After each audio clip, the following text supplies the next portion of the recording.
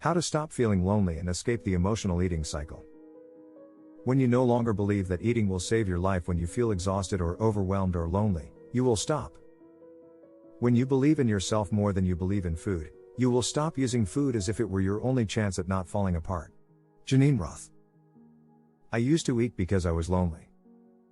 Lunch hour at school would last 9 billion years. I'd have no one to sit with, I was spotty and mega bossy, and my hobby was copying pages from anthropology books. Everyone would put a sweater on the chair next to them, so I'd have to sit further away. Then, just as I'd pick up my fork, they'd up and leave anyway. Oh well, I'd think, if I eat slowly I can make my fries last till the bell goes. I switched to packed lunches to avoid the dining hall. But I didn't want to be spotted alone on a windowsill, so I'd eat my sandwiches in a toilet cubicle. After, I'd feel full, but unsatisfied. And still have time to kill. So I'd go to the dinner hall and buy a meat pie. I felt sad and gross. The truth was, I didn't know how to be a friend, let alone make one. I was full of resentment toward other kids. I acted superior but felt inferior. I was needy, or tried to impress them. I didn't think friendship was something people learned, I thought there was something wrong with me. That I'd be this way forever. I also hated that I couldn't resist overeating. Since my family was big on brown rice and organic vegetables, I felt guilty for buying junk food. When I hit my teens, I became body conscious. I panicked that comfort food would make me fat. I wasn't. But I thought my thighs were big and clenched my stomach in all day. All day. I felt too embarrassed to ask anyone, especially my parents, for help. I thought they'd say I was greedy. Or lecture me about eating crap. Or take me to a doctor, humiliating. I didn't know it was called emotional eating, but I was pretty sure it was bad. So I kept quiet. I thought, I can fix this myself. I just need the self-discipline to eat less. Going on improvised diets made things a whole new level of worse, binge eating, bulimia, and feeling utterly obsessed and depressed about food. It took 7 years before I found a way to recover. I wish I'd known how to deal with lonely emotional eating in the first place, instead of going off on an eating disorder tangent. So if you're dealing with a double whammy of eating and loneliness yourself, here are 8 simple steps. They will guide you through solving your emotional eating and your loneliness from the inside out. 1. Imagine your life without emotional eating and shift focus away from guilt and shame. You're not greedy. You're not gross. You're not ill. You're just trying to cope with a fear, abandonment. It's the emotional fear we're born with. Outside the tribal circle, a baby would die. The primitive part of your brain thinks, I'm alone, I'll starve. It's how you're wired, so give yourself a break. If you waste your energy wrestling with guilt and shame over eating, you'll never tackle the real emotional challenge, loneliness. So when guilt and shame come up, shift your focus. Imagine a peaceful relationship with food. Imagine eating when you're actually hungry. Visualize slowly nourishing yourself. 2. Loneliness is a self-worth issue, so become willing to work on your self-worth. It's like this, you're by yourself. That's not loneliness, that's solitude. Sometimes it's nice, but sometimes you don't have a choice. Uh-oh. Mind games start, you imagine it's because you're unlovable. That's loneliness. Low self-worth, in disguise. If you're lonely, it's easy to think you could earn your self-worth back by changing something external. You think, if I found a great partner, then I'd know I was lovable. Or you think, I'll be worth loving once I get a grip on my emotional eating and lose weight. But that's not how it works. Self-worth isn't something you earn. Or that drops in your lap either. You choose to create it. So ask yourself, how can I work on my self-worth?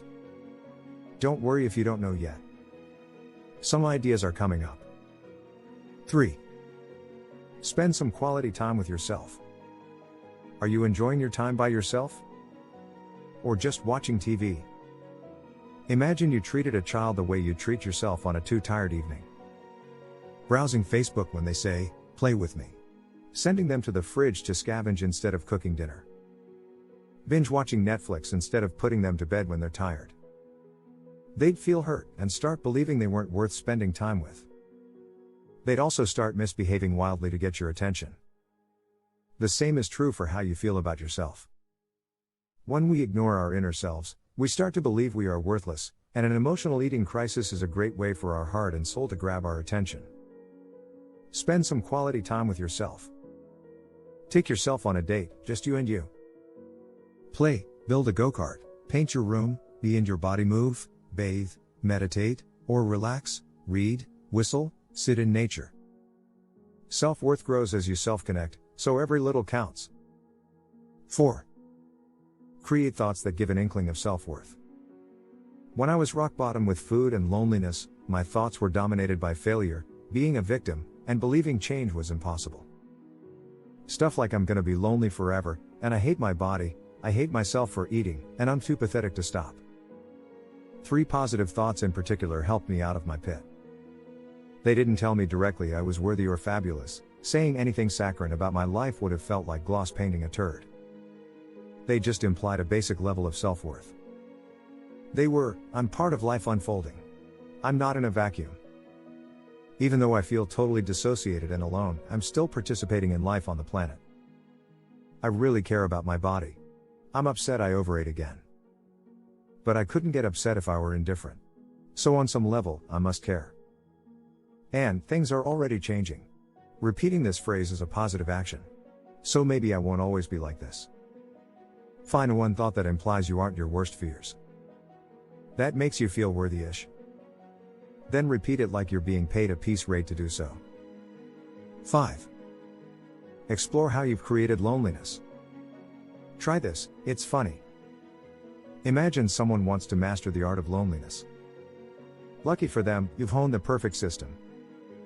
Write down what you'd teach them. My own perfect system for staying lonely says, don't have a calendar for friends' birthdays. Tell yourself that you're too broke to buy gifts, cards, or book a babysitter. And get hired for shift work, and rehearse theater shows every weekend. I disconnected from my relationship like that for the first 5 years of my marriage. Thankfully, the guy's a legend.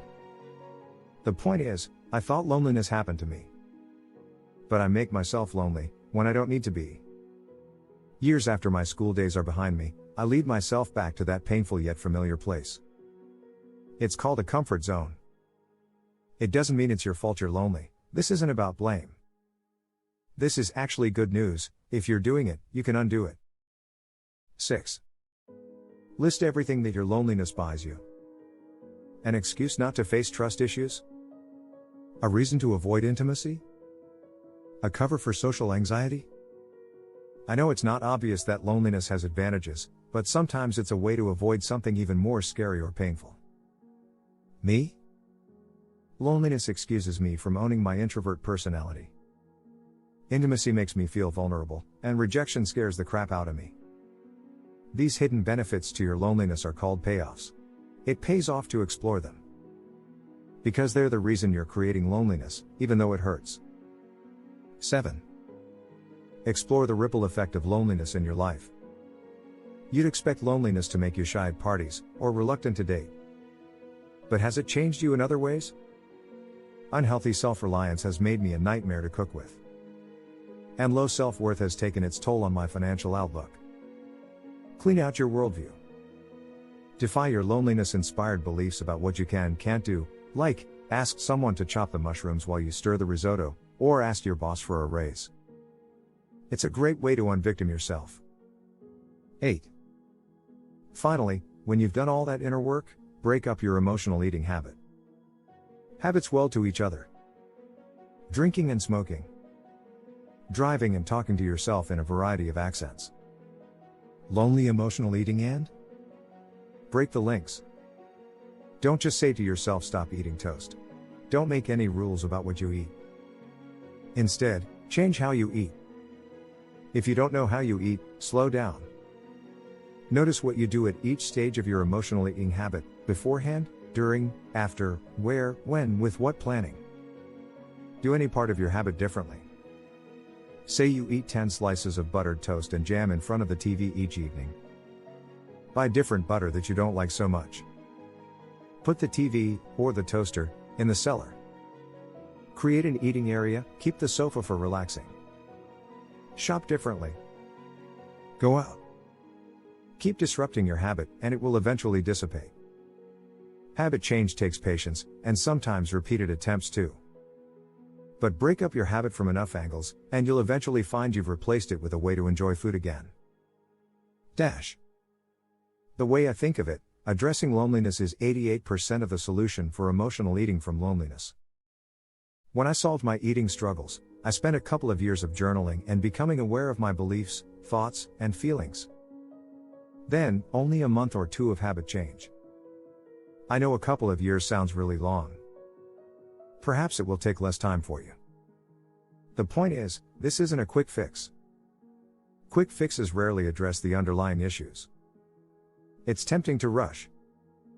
To try to skip straight to solving the eating, out of control eating feels unbearable and you want it to stop, like yesterday, but if that hasn't been working for you, or you've even ended up binge eating like I did, give yourself permission and time to go deeper. Trust me, changing an emotional eating habit is much easier when it's just eating, and the compulsion part is at your loving attention. So good luck, and don't rush.